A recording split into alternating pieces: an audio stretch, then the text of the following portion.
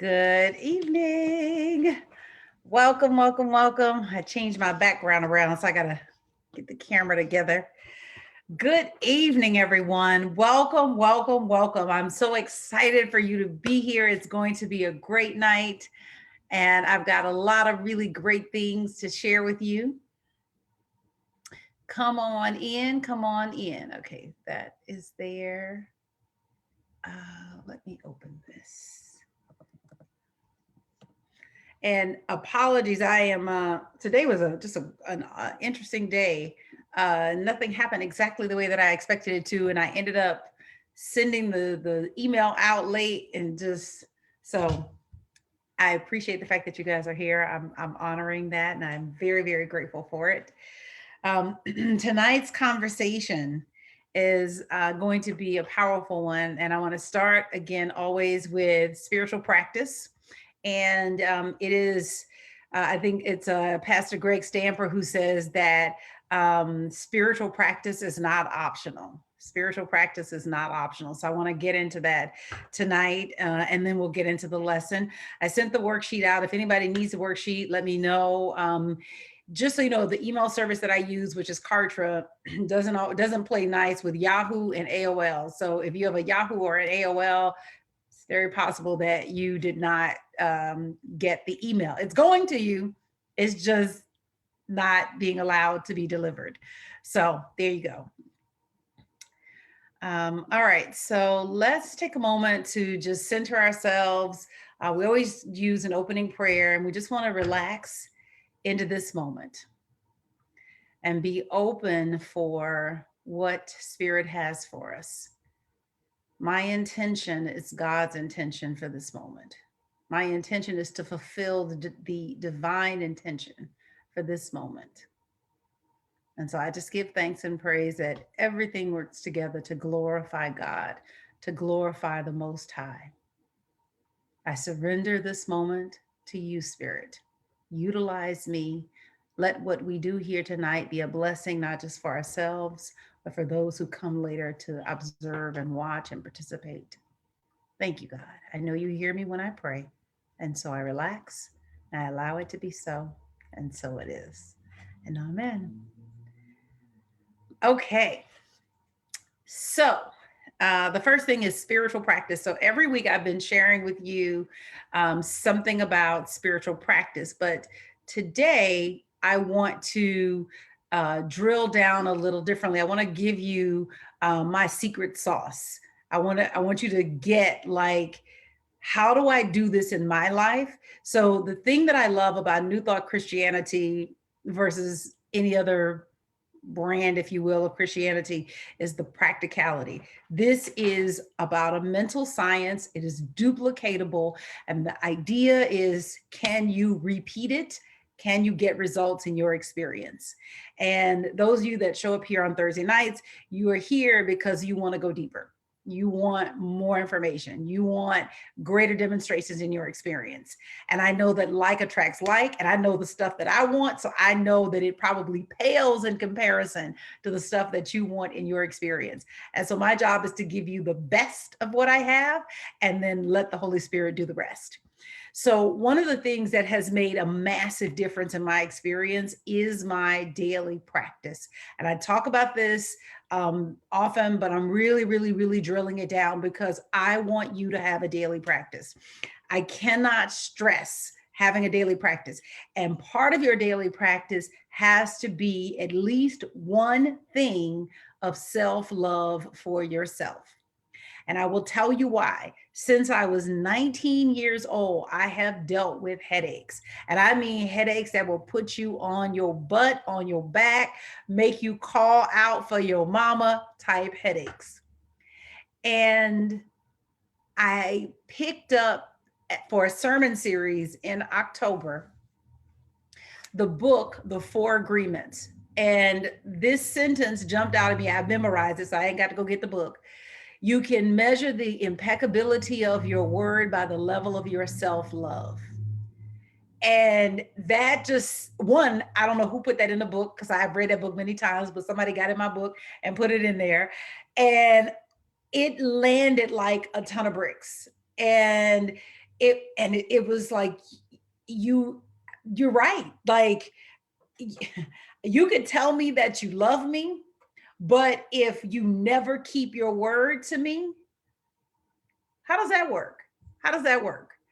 And so I had to get real with myself about how I was treating me. And the realization was, wow, Sherri, if you were a guy trying to date you, you would not date you. You would leave you right where you were. We'll never go out. When you ain't never got nothing nice to say to me. We we can't ever do anything tender and sweet. And so it became this quest to do something sweet and tender. A byproduct of that is that my headaches went away. So if I did not believe in daily practice before, that moment really kicked it into overdrive. So I've shared with you that I have some things that I do, and I've shared what some of those things are. It is my belief that you have to calibrate your own daily practice, but I think you can pick and choose from the things that other people are doing. So I'm going to share with you um, some of the things that I'm doing, but the secret sauce is tweaking the daily practice. So when I first started doing a daily practice, I was very, very rigid with it. I never changed it. It was the same throughout, right? It was, and I might learn about a new technique and I might want to incorporate it, but I wouldn't want to get rid of like something else that I had in the toolkit. What you have to do is you have to learn to treat your life like an experiment. I love what Reverend Sherri is doing right now with Lent, with our Lenten season. She's calling it the love experiment. It is this idea that I'm going to try. I'm going to just see what happens. I'm going to try a bunch of things. I'm going to see what works. And the thing about an experiment is that you try some things and you collect data, and then you judge the results according to the data that you've collected. So that was how I was able to realize that the headaches, in my case, had to do with self love and treating myself right and not running myself in the ground, not making sure that I have enough sleep, not making sure that I'm eating the best, the highest and best foods. Not making sure that I take time for myself. Being a single mom is challenging because it's you. Like this morning we got up, I had to shoot the sermon for Sunday and he was late to school. It is what it is. I apologize to the teacher. It's, sorry, the sermon had to be shot. So what I realize is that self-care is not optional, that I have to do that on a daily basis, or the option is I could have headaches. But it was because I was tracking that data. So I want to show you what I do at the end of every month. And okay, my other book is over there. But at the end of every month, I do an evaluation of the month, and I have a journal called the Passion Planner. They probably have this online. Passion Planner monthly review. So the Passion Planner is a journal that I use. Reverend Sherri was the one that turned me on to it, and I don't change anything from their format. Okay, here we go. Let's see if I can make this bigger. Will that allow me to make it bigger? Kind of. Okay. So this isn't the whole thing, but it starts with, oh, okay, there we go. They have the other pages. So I start by asking sorry, y'all. What was the most memorable part of this past month, and describe it.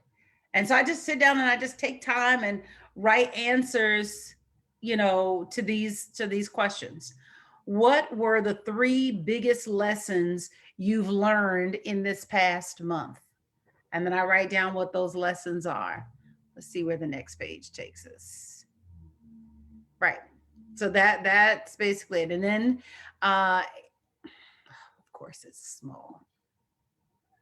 All right, let's see if we can make it bigger, bigger, bigger. Yeah, no.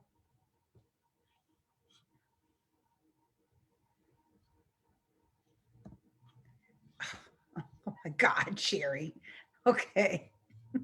Jesus be offense. All right.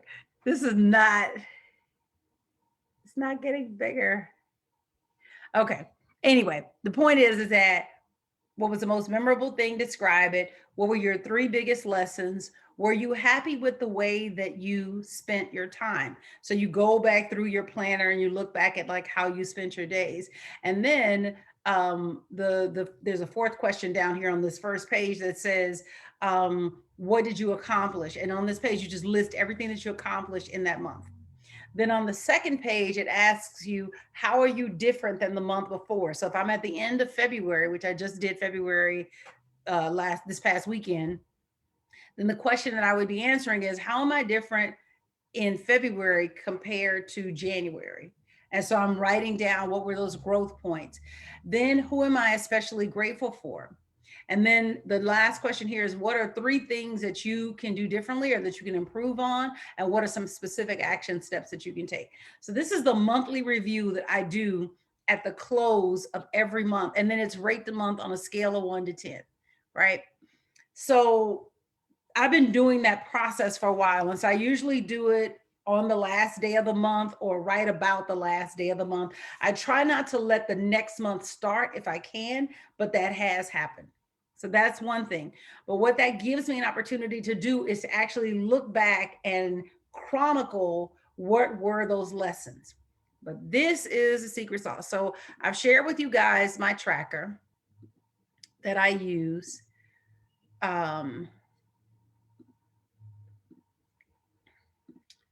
So this is the tracker that I use. So I have like awake by 5 a.m., read something positive, write a gratitude letter, read that letter and do mirror work. And then it's a yes or no question. Did I do it? Did I not do it? You can see the sixth is shaded in. That's because that was a Saturday. It was the first Saturday of the month, and I decided I'm going to allow myself to sleep in. And so then I said, you know what, I'm just going to take the day off, right? I want to make sure that I'm not just so rigid with this that I don't have any flexibility. Then it's, visualize my goals, have my psychological meal. I told you guys about the psychological meal. That's something I got from Russell Wilson from the Seahawks. Review my Feb 2021 goals, update YNAB. And so I have all my different things, right? And so I have all the work that I'm doing. And then I score myself. Then I look and I say that, like, did I, how did I do? Right. And so my baseline is 15. And then how many did you get? Well, I did 19 of the 20 things that I had to do, had a day off there. And so my performance in that last 10-day period was 117%. So then I just evaluate like what happened, right? Because the other thing that's going on here is that I'm looking at my percentages. So I can see that, oh, wait a minute, I'm 56% here with going to bed on time. I'm 44% with my deep work, right? And I've got some other areas that are like low. And so I'm looking and I'm saying, hey, what's happening, right? What's going on? And so I start to evaluate. I'm like, okay, well, I struggle getting in bed most nights. I don't want y'all to see this, but I am trying to lose weight. So I struggle getting in bed. Most nights I was close to 9:30 p.m. I'm waiting too late to begin shutting down, and I completely fell apart with the deep work. I hit a roadblock and didn't know where to go. I was 100% with my twice daily workouts. Like, so I'm basically like looking at like what's happening, right? What's going right and what's going wrong. I cannot stress this enough. And I do this every 10 days. Now, that may seem like a lot. Please know that I've been calibrating this for a number of years. I see your head shaking, Erlene. But let me tell you, it's a consciousness. Most of us live life on autopilot. We are not present to the things that we're doing on a daily basis. What I love about this system, and I'm sharing with you guys, it will be in a book soon. It is that this is how you come off of autopilot. The when you're in a habit pattern that you cannot seem to break, the problem is that you're on autopilot. And so you have to learn to live close to your daily habits. And what I mean by that is that I'm not just doing something and not thinking about it. How many times have we eaten something and we know we're not supposed to eat it, but it's right there and we put our hands in the and grab it and put it in our mouths? Or I shouldn't pick up the phone and call this person because I know it's going to turn into a conversation about politics and I don't want to talk about politics. Or, you know, we go through these cycles, and so part of what's happening is that we are not being present to the things that we're doing on a daily basis. And part of growing up spiritually is coming off of autopilot, being conscious and intentional. So I hope I didn't scare anybody and be like, oh my God, I can never do that. I promise you, it is this is how you get results. This is what they do when you go to the gym. When you go to the gym and you work with a trainer, they pull out a log and they say you did 10 sit-ups, 15 push-ups, 20 minutes on a treadmill, you lifted weights, here's how much you lifted, right? They track that. It's the same thing. Essentially, I have created an athlete's log for my life. And so I can look and I can say, these are the things that I'm doing. And then I'm looking at my results. I'm not looking and saying, like doing stuff just to do stuff. I'm looking and saying, what are the results? Because one of the habits that I used to have was that I used to tap every day. And then I took that out of my daily practice because I couldn't fit it in. I was running out of time. And I was like, well, something's got to go. So I'm going to put this on the side. I'm going to stop tracking this. Doesn't mean I won't do it, but it's not something I'm tracking on a daily basis. But what I'm going to substitute is the transcendental meditation, which I told you guys about a couple of weeks ago. So again, it's like I'm continually calibrating, because the purpose of life is to get the magic that is in you, the seed of perfection that is within you, out into expression.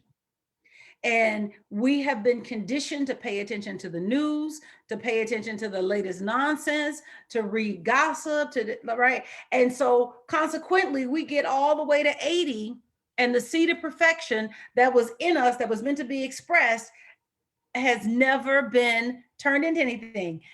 No, I'm not recording. That was not of I didn't mean to not do that. Thank you, Alita. I'll have to download the Facebook and upload it to YouTube. Ah, shoot. I hope this is talk to me. Talk to me. What are you hearing? What are you hearing? I don't know if this is like scaring you guys. You know, like, oh my God, I can never do that. Like, or is it like, yes, this is exactly what I needed? Or just like Earlene, like, yeah, that's a lot.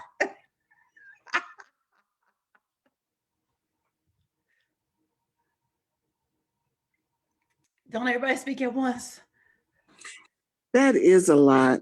And I had my biannual appointment with my primary care physician today. And it's like everything is lining up. Like, I know the Holy Spirit has me at Understanding Principles, has me here in these classes and all of this, because like you said, we have got to stop living on automatic and we have got to live intentionally.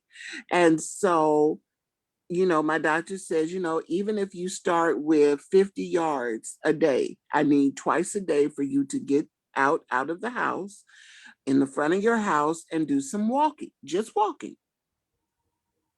And now, you said, oh, I have this athlete tracker. And then I looked, and sure enough, I have it. You sent it to us. And it is stop living on automatic pilot and doing the things. We have the same 24 hours you do. You make me tired. And so just watching your life, but we have that same 24 hours, and it's how do we choose to spend that time? Yes, yes, yes. Yeah. Yes, yes. Yeah. Yeah, that's it. And I really have to stress, I've been doing this for a minute. Like, this is not a new habit. I have been calibrating for a number of years. So really, you could just pick one thing and start with that one thing. This is, in fact, consciousness is built. Part of what makes us fall off the bandwagon with the things that we attempt to do is we attempt to do too much. And so one of the things, so let me share this. So I, the workout now, and this ain't no big time workout, but it's the one I got. The workout now is it's actually up to 20 minutes, but 20 sit-ups, 20 push-ups, 20 minutes on the trampoline. I don't eat after 8 p.m. I make sure I get 3 vegetable servings, and I have a second workout, and then no sugar at breakfast. That's changed to no sugar before noon, right? So this started as 2 sit-ups and 2 push-ups. I can't stress that enough. This started as 2 sit-ups and 2 push-ups, because the thing is, I used to be someone who worked out every day and hardcore every day. And then, I had an excuse. It was easy. I can't leave Jordan at home by himself, and forget that there's workout equipment for home. But so I had all of these reasons why I couldn't work out. Well, by the time I get home from work, and it was like, Sherri, let's just get this down to something that even you can't say no to. And so what I started with was 2 sit-ups and 2 push-ups. And then that grew, and it's continuing to grow, because every 10 days I sit down and I say, okay, am I ready to stretch? And I might only add one. So now I'm up to 20, 20, 20, 20. But I might only add 5 more. I'm never pushing myself so hard that I'm falling off. So I think what you said was powerful, Glenda, which is like just 50 yards. Just walk out your front door to the end of the driveway and back twice a day. And then, whatever is a reasonable amount of time, a week from now, 3 weeks from now, I'll do it 3 times a day, or I'll walk a little bit further, but it's like I'm constantly tweaking and improving. We're meant to live extraordinary lives, but the way to the extraordinary life is with these small habits that we increase over time. So, anybody else before we go on to the lesson for today? And Alita, I think you could do it, by the way. I'm challenging you. I think you got this. You grew up in this, Alita. Like you It's the writing you got stuff, it honest. but it's the writing stuff down Mm-hmm. that and the no, yeah, I'm gonna try. I always try to do what you say, Okay. you know, Okay. and it doesn't mean that I don't have a daily whatever Practice. Yes. routine practice, Yes. Yes. Yes. because I do, Mm-hmm. and it changes, just like I wanted to get warm out, but I don't want it to get warm out because I'm enjoying the practice that I have now. And when it gets warm, it's going to change. Right. And I miss walking, Right. but I like what I'm doing, Right. So Well, so this is the thing. The reason I switch it up, and the reason I'm always looking at it in like 10-day units, is that when you work out, you have to do what's called muscle confusion. Because if you do the same workout over and over and over again, your muscles actually get conditioned to that workout, and they stop demonstrating results. And so you almost have to like switch it up and go a little harder or do something a little different to basically shock the muscles so that they don't get used to the activity that you're doing. mhm, So change is good. yeah, Anybody else? Anybody else?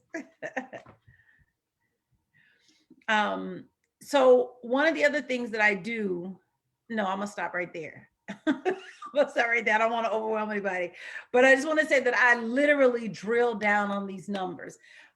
You cannot manage what you will not measure. And if you think about anybody who's done Weight Watchers or really any type of diet program, the first thing they tell you is if you bite it, you got to write it, right? that because you're trying to get some kind of tally, you've got to get present to what it is that you are doing.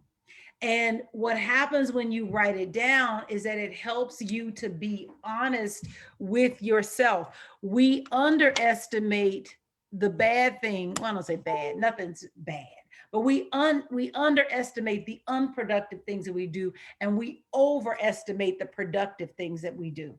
And one way to just keep it honest is, hey, Sherri, did you meditate today? I can tell you I meditate, right? Or I can tell you, I go to bed on time, but no, that 56% showed you what actually was happening. The results are there. So if I'm struggling getting up in the morning, if I'm sleepy throughout the day, it's like, well, you weren't going to bed on time. Okay. All right. Moving on from that, I just want to share that I always want to give you something, because we're talking about getting the extraordinary out of us into expression. And so I'm betting that you're buying into the idea that you are extraordinary, because you're made by God and God doesn't do anything ordinary. And so, but it has to be cultivated out of you into expression. So these are practices to cultivate it out of you into expression. All right. So today's lesson is about putting the money poems system in action. And I am on page 37. So wealth includes so much more than money. So financial wealth held in the absence of peace, joy, happiness, good relationships, and satisfying work is no wealth at all. When you do your abundance work, you set up your mind to attract wealth in all forms. The mind has to be set up. So your mind is set up right now for something. Whatever is in your life is what your mind is set up for. And so what you want to do is just decide, is my mind set up? Is what I have what I want? Is what I have what I want? And if the answer is yes, okay, let's go.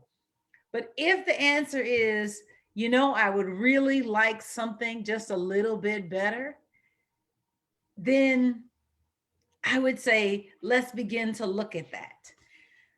So money flows freely to the one whose mind invites prosperity. I'm reading this book right now called Big Money Energy, and it's talking about this very thing. There is an energy to money. There is an energy to prosperity. There is an energy to plenty. And it's in the language. And this was the memory that came up, and I wish I had seen it before I recorded today's sermon. This was the quote that came up. I think it is my quote. It might be a paraphrase of Tony Robbins. Every state of mind has its own language. Do you speak the language of the place you desire to inhabit? Every state of mind has its own language. Do you speak the language of the place you desire to inhabit? So I shared this. Those of you that'll be there on Sunday, you'll see this story. But I shared this story in the sermon. So this week, someone came to me with a massive opportunity.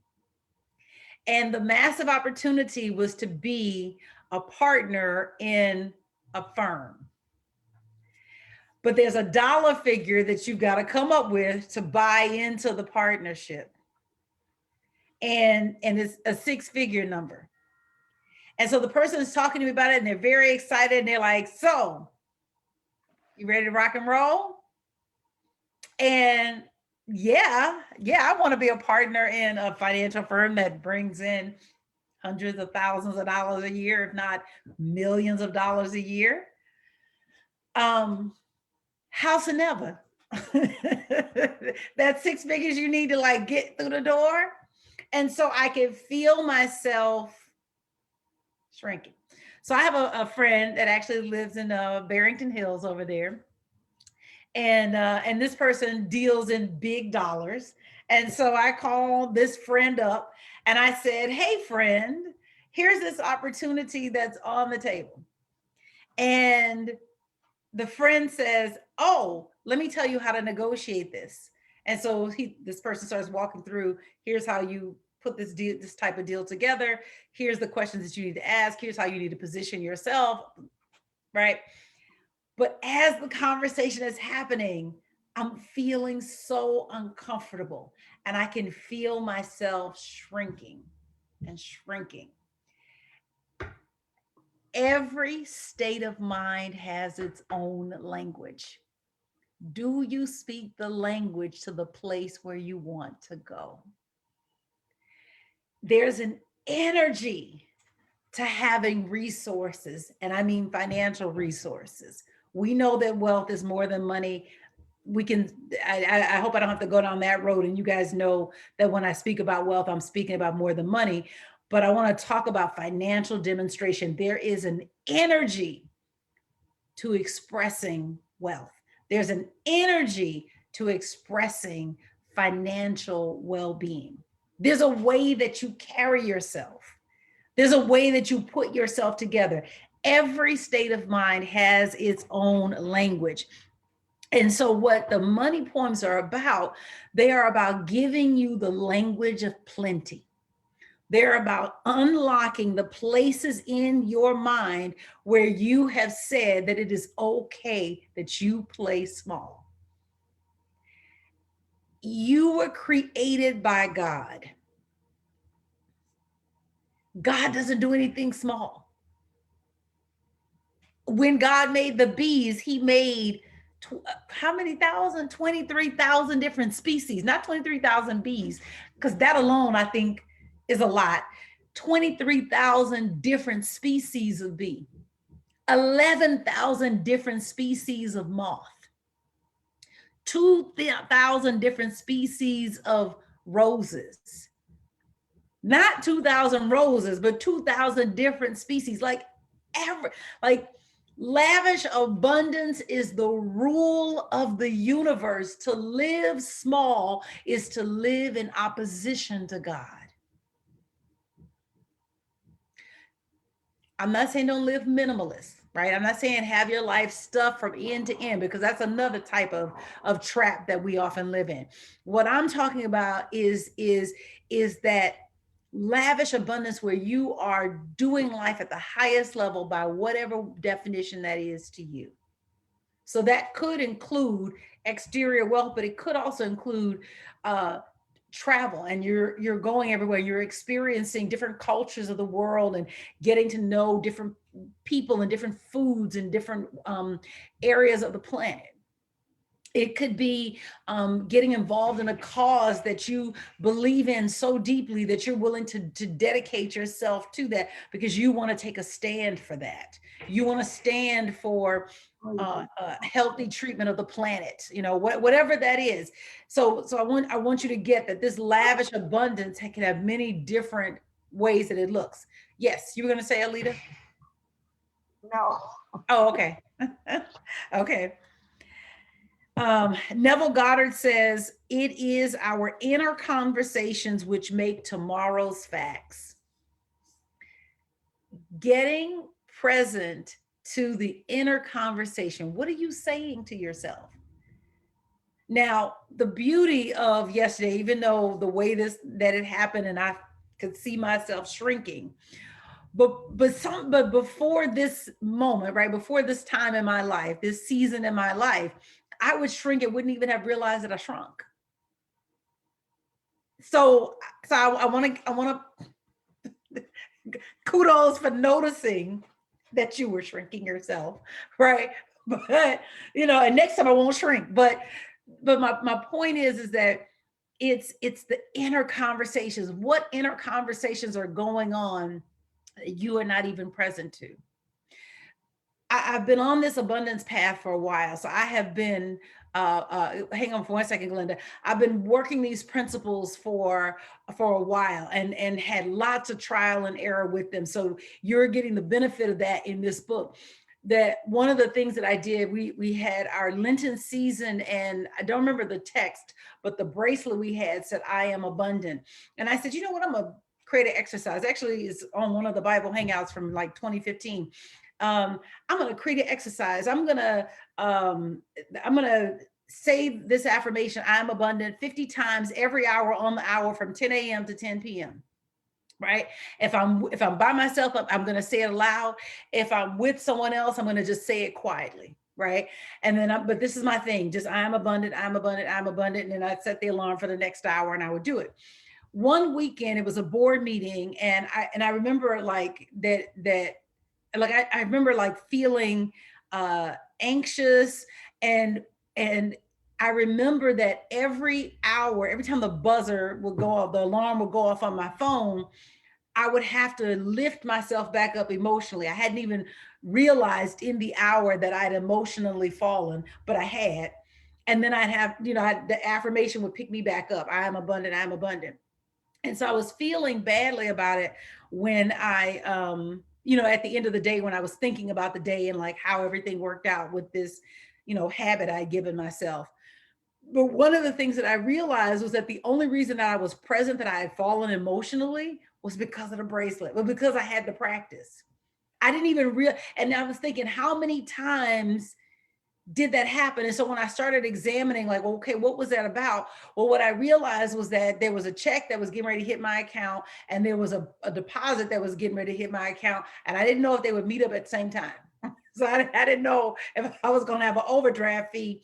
And in that season of my life, I was just coming out of having a ton of overdraft fees, right?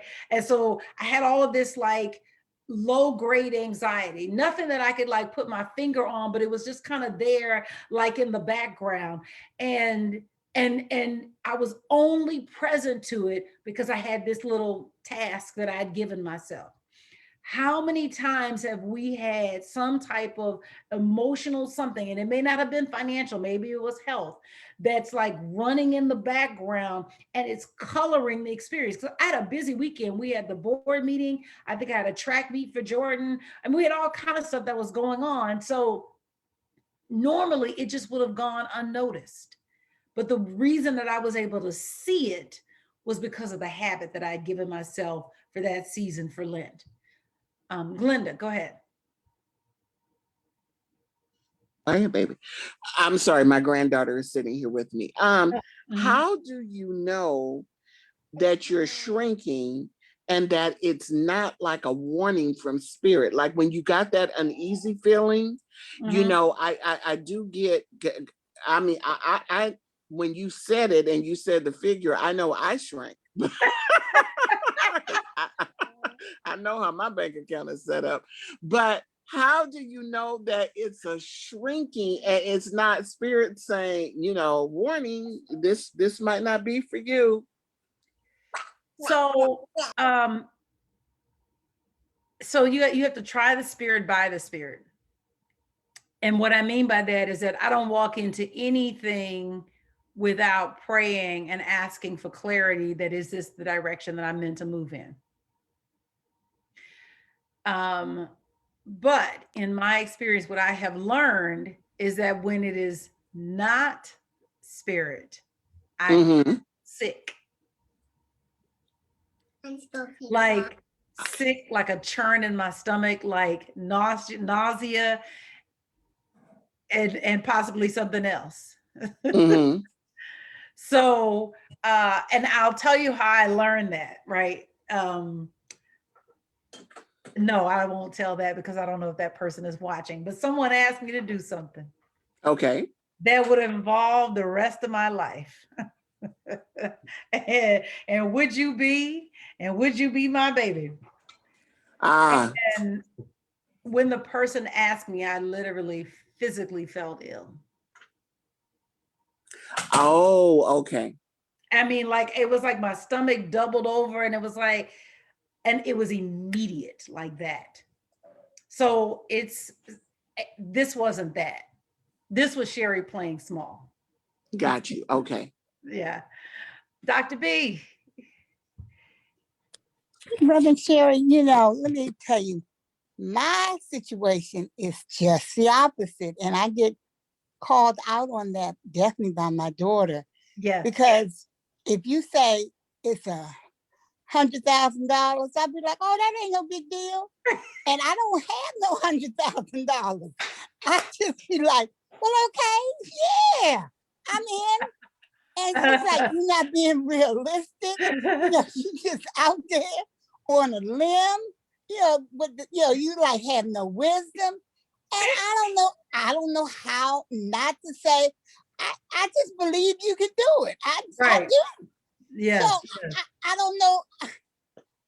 So I'm at the other end. How do I bring it back in, I guess, into reality? Right. Because I'm saying, oh, $1 million, that ain't Right. nothing. Right. So I think it's both. I think the approach is the same. So I should say this, like I'm in daily conversation with God. So I would probably have had more doubt, maybe at a different season in my experience. But the things that I do that are part of my communication with God and listening to God and listening for God are so consistent that it's given me a confidence for the things that I do. And maybe that's I should say that in terms of just my daily practice, that what the daily practice gives me is it gives me spiritual confidence. And so I don't when things come my way, everything that comes my way, it's like I feel like I don't have to worry about. I'm never going to walk into something without doing due diligence. So, I mean, one, $100,000 would have to be raised. That also is not in the bank account.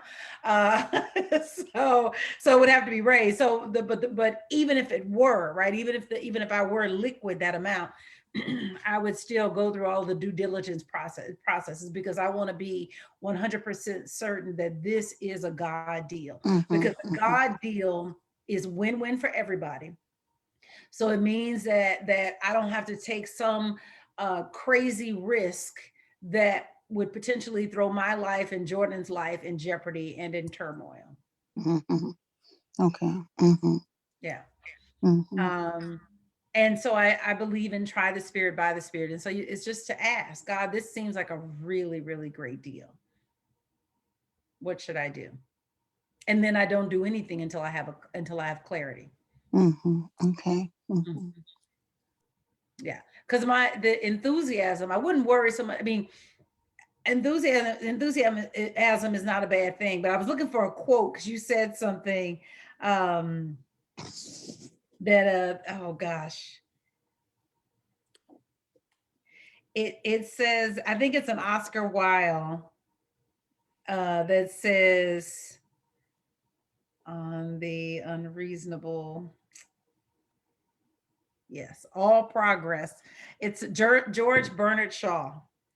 And it says that the reasonable man adapts himself to the world. The unreasonable one, let's fix that. The reasonable woman adapts herself to the world. The unreasonable woman persists in trying to adapt the world to herself. Therefore, all progress depends on the unreasonable woman. So it's I think that we're supposed to think big. I think that what we're meant to do is to marry wisdom with it. Because the truth is that everything is possible and everything is possible right now at all times. What we have to be able to supply. So what I was recognizing in the shrinking was a consciousness that could not support that moment, me in that moment. So that deal would not have been a good deal for me because I didn't yet have the consciousness to move into that space. Right. But there are other deals that come that are things that have the consciousness to move into that space. They are things that I can take advantage of. And it doesn't mean that that one is not there, but we're always building our capacity. Right? We're always building our capacity to have, capacity to be, and capacity to do. And so once I saw, so what I saw was that not so much that I wasn't ready to play the game at that level, but that it was just evidence of additional growth that needed to be had. Okay, I got you. Mm-hmm.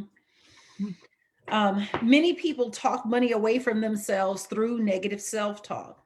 The money poem system helps you to stop this crippling habit once and for all by giving you the right inner conversation for wealth. If you will let it, the money poem system can permanently and positively change your inner conversation about money. The money poem system is the secret to making the poems work. So it's not the poems, it's the system. A poem by itself is wonderful because it's going to help you, but it's the system. It was the system of the rock solid daily practice that got rid of the headaches, right? It was the system of that of mind you, this is mine. I've tweaked it over time. I've gotten better with it, but it has become my athlete's log. It's the system that's getting me the results. One habit by itself, working out, or another habit by itself, eating enough vegetables, or one habit by itself is a good habit, but it's that combination of them that produces the results. And what we want are results. That's what we want. We want results. What made those early pioneers in New Thought amazing is that they focused on getting results. Meaning that, I feel like I need to clean this up. We never have an output problem. We only have an input problem. So I'm looking at results to understand how to tweak the seed. Does that make sense? So for example, I take my measurements every 10 days, right? I don't weigh myself, but I take my measurements. And then I look at those measurements. Are they moving? Like, is it fewer inches or more inches, right? So the inches have stopped increasing, but they have not yet started decreasing at the rate that I want them to decrease. Okay, great. So this next 10 days, so we're not yet at the 10th, but we're coming up on the 10th next week, right? And so on the 10th, I'm going to take those measurements again, and I'm going to look and I'm going to say, hey, am I moving or am I the same place that I was back in January, right? Because that was the conversation I was having, was that this has a move. I mean, I feel better, right? I am really honestly in better shape, but the measurements haven't moved. So what tweak do I need to do? Do I need to add that extra 25, 25? Do I need to add an extra workout? Do I need to be a little bit more 100% with that extra workout? What's going on that I can do? And my tweaks are small. I'm only trying to be 1% better. I'm not trying to go for the goal. I'm just trying to be 1% better. And I'm constantly tweaking to see what needs to work. So the system is what moves the needle in our experience. And this would be true anywhere. This would be true if you were in any profession, in any field. It would be this. Any company that you've worked for, especially those big companies, these are the systems that they use. How many cars can we get out? Those of you that are in Detroit, how many cars can we get out in an hour? Well, if we put this thing over here and this thing over there and we move these things, can we shorten that time window?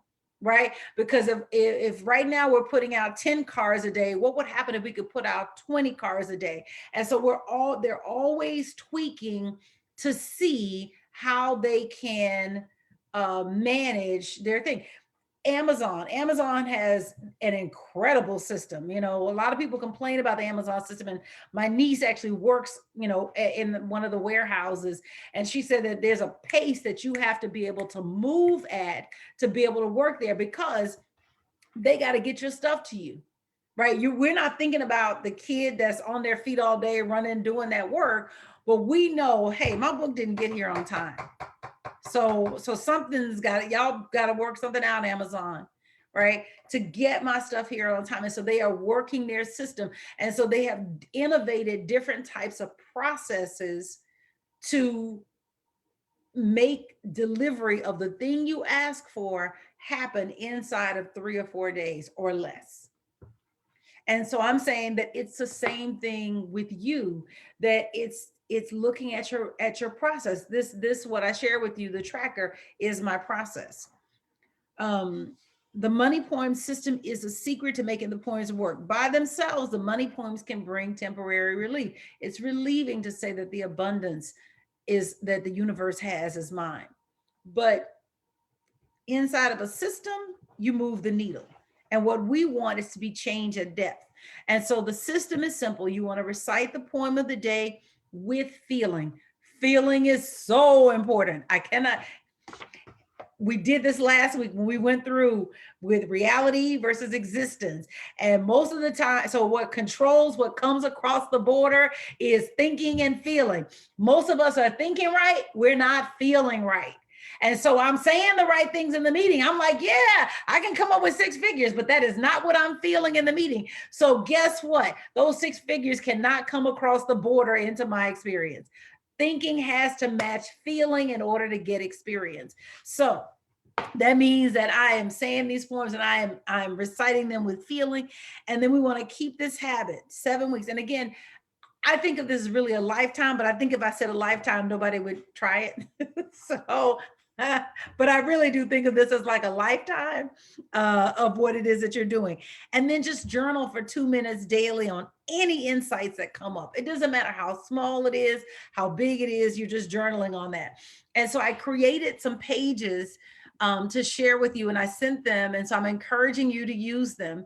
And so just it repeats what I said here, and so this is whatever poem it is. So I choose the Sunday poem, and he said I'm going to work with the Sunday poem, and so I'm reading it with feeling, and now maybe I'm reading it 7 times throughout the day, and then I'm answering these questions at night. Or maybe I'm reading it all at one time, and this is part of my morning practice. Or, you know, you figure out what works best for you. And so you write down the poem that you're working with, and then what's the first best idea I gained from reading the poem? That's it. It doesn't matter how big or how small. Then what's the second best idea, right? And then you keep going, and then it's, okay, you know what? What's the third best idea? And then it's, okay, what are the specific steps that I'm going to take to implement these insights? I got these ideas, but you know, wisdom without action is delusion, right? So it's not about just like that I'm getting the information, but I'm getting it and I'm doing something with it, right? Because what I want is I want to be changed at depth. And how many times I want you to know that as much as I love being here and doing this, this is not spiritual entertainment. I have every expectation that you are taking this and you're putting this to work in your experience. So what are the specific steps that I'm going to do? What things did it raise up in me? And the Holy Spirit is going to give you whatever those things are. And every time you read the poem, even if it's the same poem, you can get something different. And then here's how my life will change once I've implemented these insights. So what are the expectations that you have? Where are you expecting this to go? Right? You have to name that, because we don't get what we want, we get what we expect. And so we want to take the time to set up the expectation of the good that we desire. All right, I'm gonna stop right there. I feel like I've been talking a lot. Questions, comments? Talk to me. What resonated? What didn't resonate? What I like is the idea of having an activity where you set an intention to have somewhat of an interaction with the Holy Spirit or whatever you want to call it. And by setting that intention, you're saying, okay, I'm available. And you're kind of getting like this download. So this week I've been doing, because we're doing the 25 things up until the last thing, right? And so I said, have my thing that I do. But I realized the other day when I was doing it, it's okay.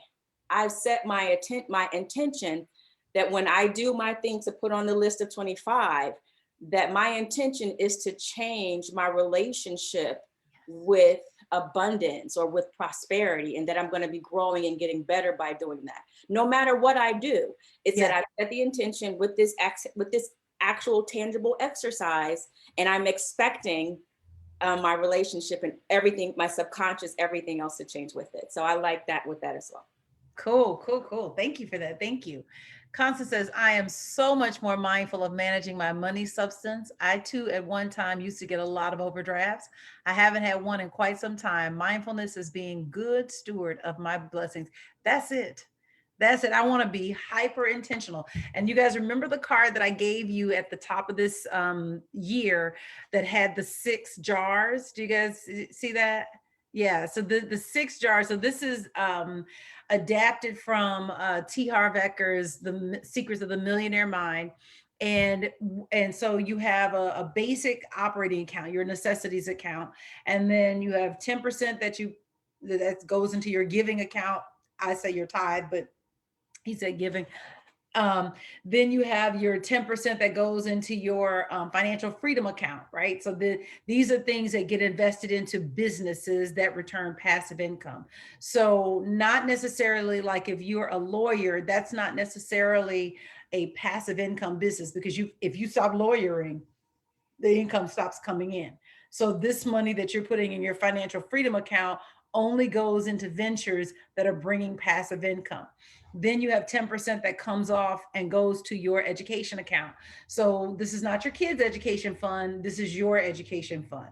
So this is money that's sitting there that is, so when the next Tony Robbins event comes around, or whatever your thing is, if it's a professional development thing for your area, like if you're a nurse and it's continuing education, you've already got the money set aside to pay for it. You're not spending out of current dollars. And then you have your long-term savings for spending account.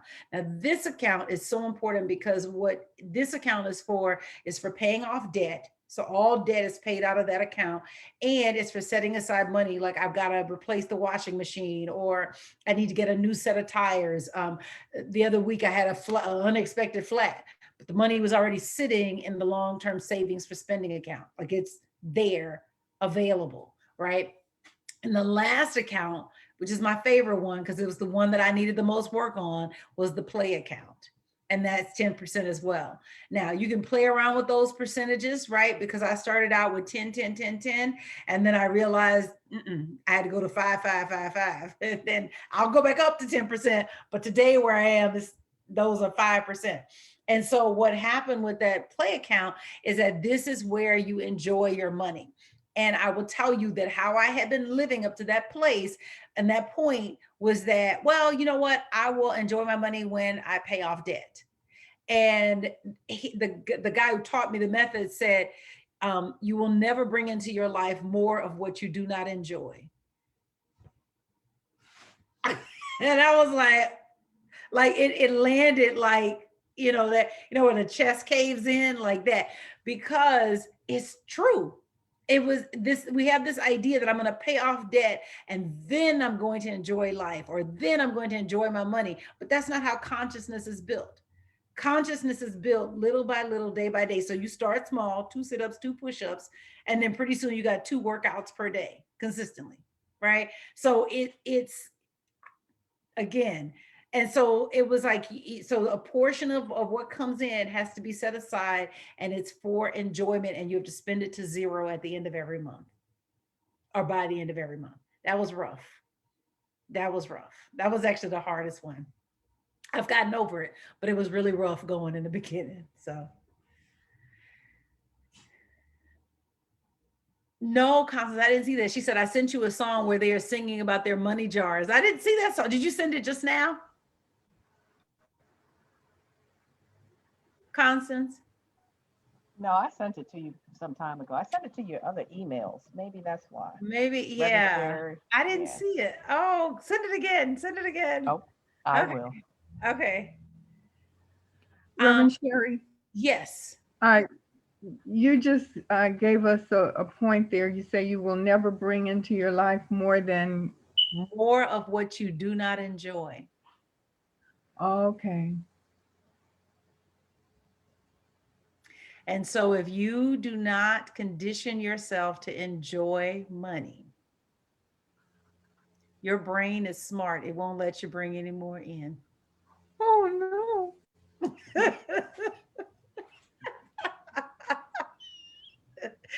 we are self-preservation organisms.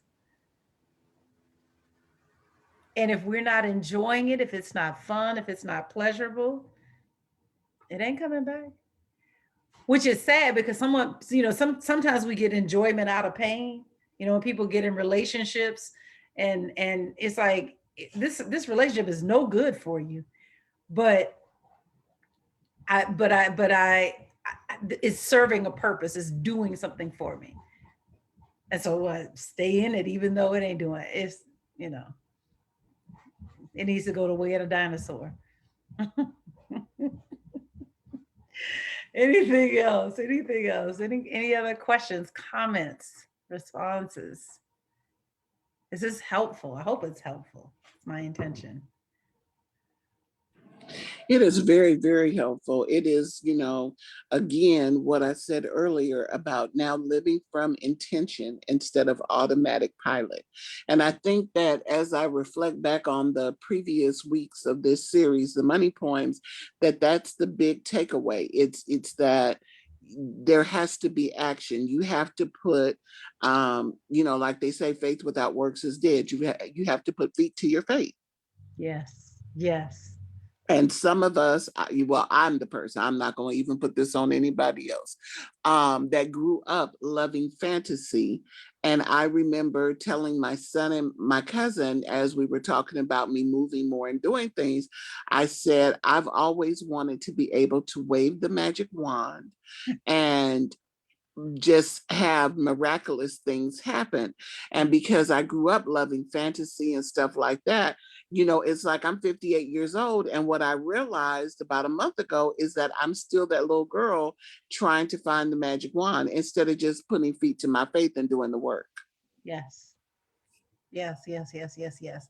I think as women, we all feel that way, right? I think we're sold that idea with the princess stories that we're told as little girls. And, for a long time, I had this dream because you see it in the movies, right? And you meet the billionaire investor like in the parking lot. That is, I can't cuss online. That's a bull. Okay. That's a bull. Oh my goodness. And we perpetuate it. I'm thinking about my little granddaughter. Yes. She has all these little princess, now they have the little princess dresses. Yes. And so every day she's a different princess in the dress. Her birthday's coming up, at the end of the month. And she already, this is the next princess dress I want, Ganny. Yes. And she is 3. And yes. She says, and I want a scepter. Yes. How does your little 3-year-old self know what a scepter is? Right. And she holds it up. I mean, she's serious about it. Got the whole thing down. Yes. She got it down. She got it down. Yes. Yes. Yes. Reverend Mary said that the hand that's going to save you is at the end of your own arm. Oh, I love that. Yes. And so it's to get that no one is coming and I'm capable of handling whatever is before me. Capacity has to be built. Our capacity is unlimited, but it must be built out. And the way we build it out, bit by bit by bit. Don't be afraid to go small in order to go big. Mhm. Wonderful. Well, I love and appreciate you guys. Thank you so much for being here. This is a great Thursday night. Woo, woo, woo.